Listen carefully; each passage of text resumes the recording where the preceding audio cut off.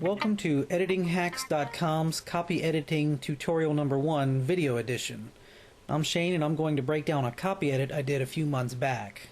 We have this copy edit, the textual version of this edit on our home page here. As you can see, this is Copy Editing Tutorial Number 1. And what we've done is we've placed the copy edit inside of this block quote area.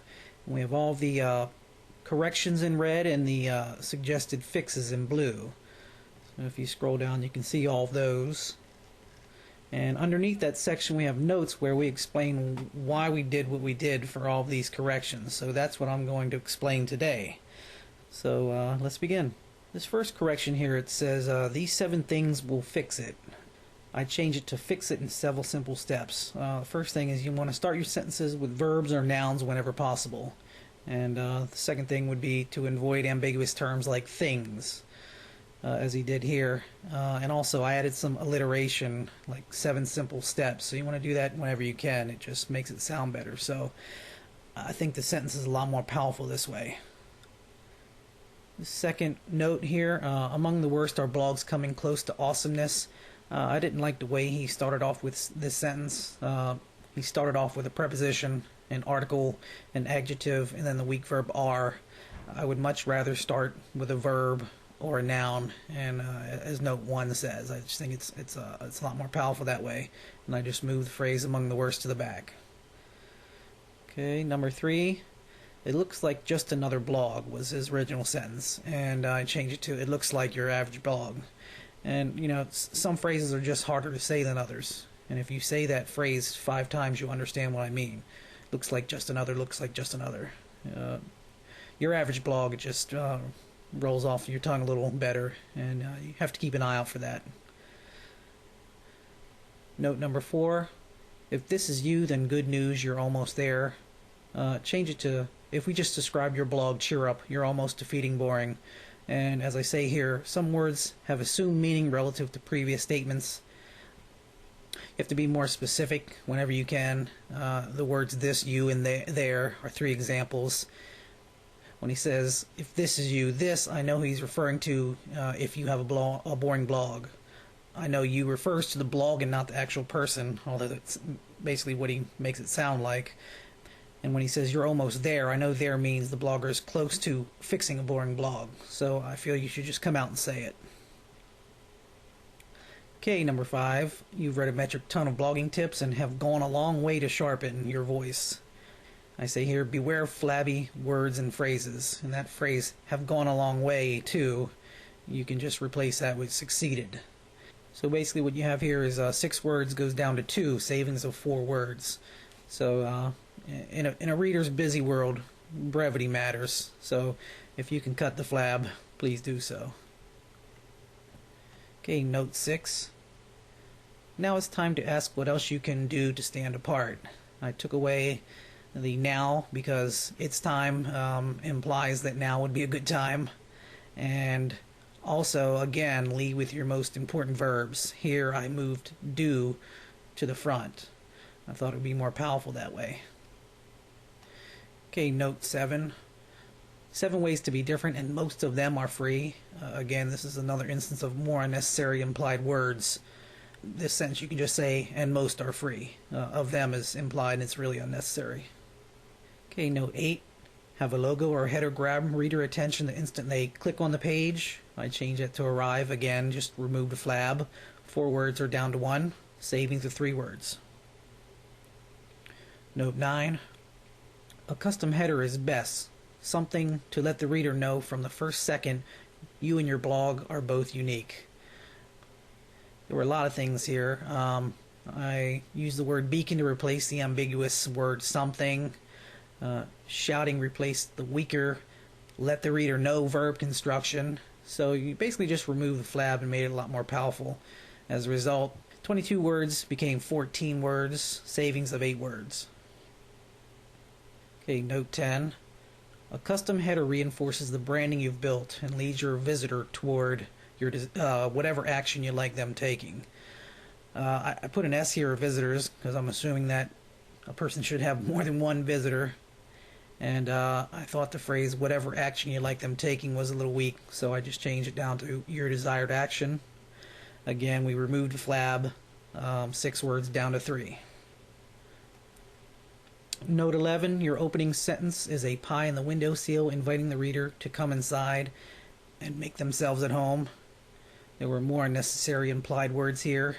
Invite the reader inside, and it's assumed they will come in. Had to place an and with to so the sentence would make sense. Okay, note 12. Your first sentence either introduces you to a reader for the first time or continues a conversation. This is a perfect example of a redundant phrase. When you introduce somebody, that means for the first time, so you don't need that whole phrase. Number 13, either way, use it to make your reader smile, think, or wonder. I removed the unnecessary words that hid the power verb here, in this case make. And also to show you that editors are human too, I could actually put an S here so that it would say readers, make your reader smile. I'd miss that. Note 14, manage this in the first few sentences and you'll place yourself far ahead of the competition. That whole phrase there, you will place yourself far ahead, you can change that to you'll crush. It's just more flabby words. 7 words went down to 2, a savings of 5 words. Okay, note 15. No, not the same old stuff that everyone else is saying. I remove the word that whenever possible, and I think you should try to do that as long as it doesn't change the meaning of the sentence. Also replace the present progressive tense verb is saying with the present simple tense verb says, mainly to shave one word. Not so much that I believed everyone says the same old stuff more than just at present, which is saying indicates. If you like, you can research verb tenses to master such arcane distinctions. But again, for here, I just wanted to shave words. So that's what I did. 16, we're all unique.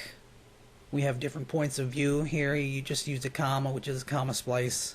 If you have 2 independent clauses, not connected by conjunction, you need a semicolon or a period. Note 17, so why do so many blogs sound like they could be written by anyone? That's definitely passive voice right there. You want to put the subject of the action first, which is what I did there in blue.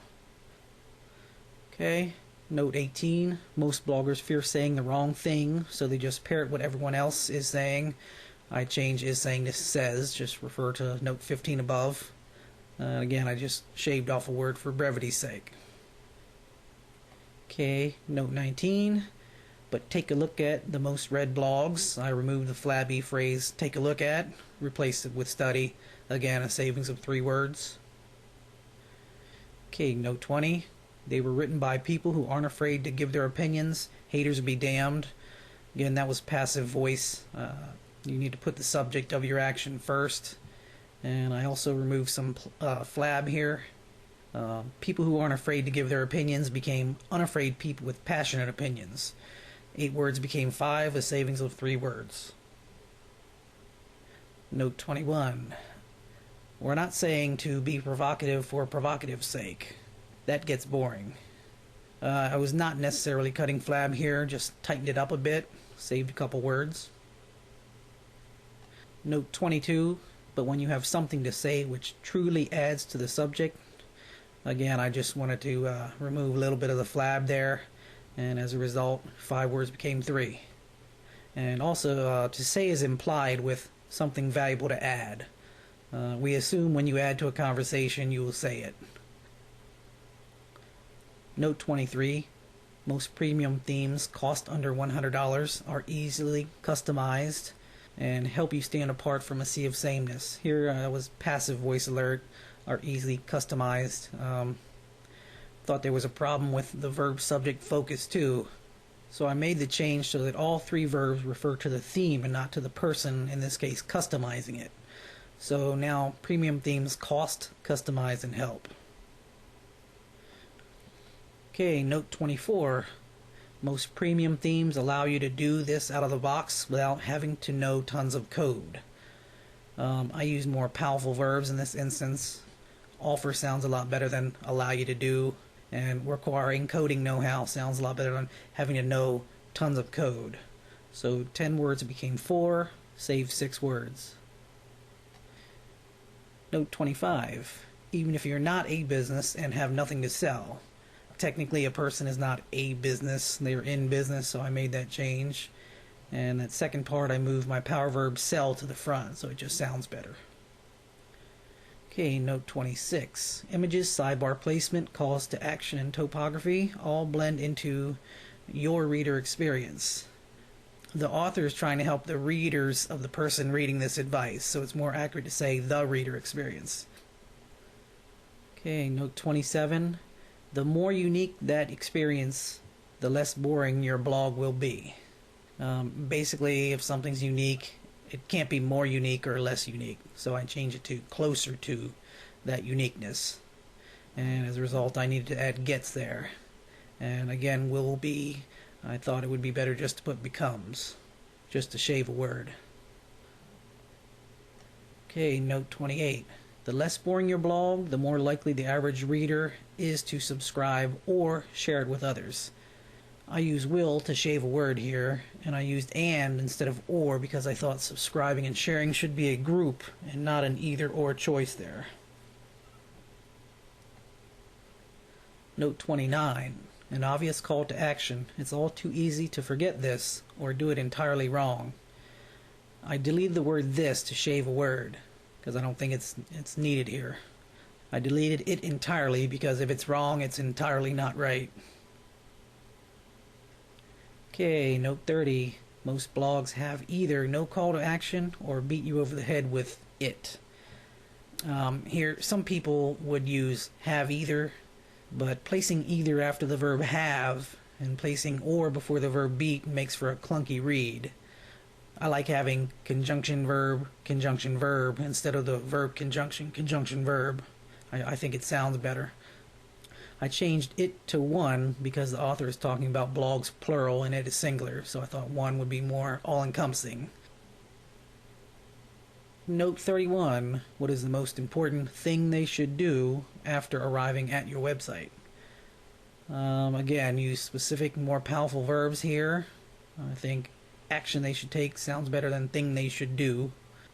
If they're arriving, it's assumed that it's at your site, so you don't need that whole entire phrase there. Note 32. Make your call to action so simple and enticing that it invites clicks. I changed that word to entice because he already used enticing once, and I thought the repetition was a useful rhythmic tool here. Note 33. Not the you which you trot out for the most formal of events, but the you that picks their nose every once in a while. Not that I've ever picked my nose, not even once in my entire life. I used nose picks to shave a word here. I deleted the word every chance I get, actually. I deleted in my entire life because not even once implies the author's entire life. And I put here that I made an error, which again sometimes happens, sometimes you don't catch everything, whatever, deadline, just error. Instead of not the you which, I should have put not the you who. And instead of but the you that, I should have put but the you who. Because we use who when dealing with people. Which and that refer to things or groups. Note 34. It's always better to let the real you come out and mingle with the masses. It's far easier to build a community when you are genuinely a part of it. I use the ing forms of these two verbs to shave two words. Again, I like to do that. The word a in genuinely a part of it is unnecessary, so I shaved that as well. Okay, note 35. Most blogs are boring because the bloggers behind them are bored or aren't tapping their potential. I removed some flab here, changed it to their bloggers. 4 words became 2, saved 2 words. And the last note, number 36. Find your voice, be yourself, and let your blog reflect the real you. And you'll have people eagerly seeking out your post rather than approaching them with a yawn. I added a period to break this long sentence apart, and I used seek instead of seeking out to shave a word, and I used instead of in place of rather than. And again, sometimes phrases just are easier on the tongue, so if you say both phrases 5 times, you'll hear that instead of is easier on the tongue. So anyway, that's it for our copy editing tutorial number 1 video version. I hope you had some fun, and I hope it improves your writing. See you for the next one.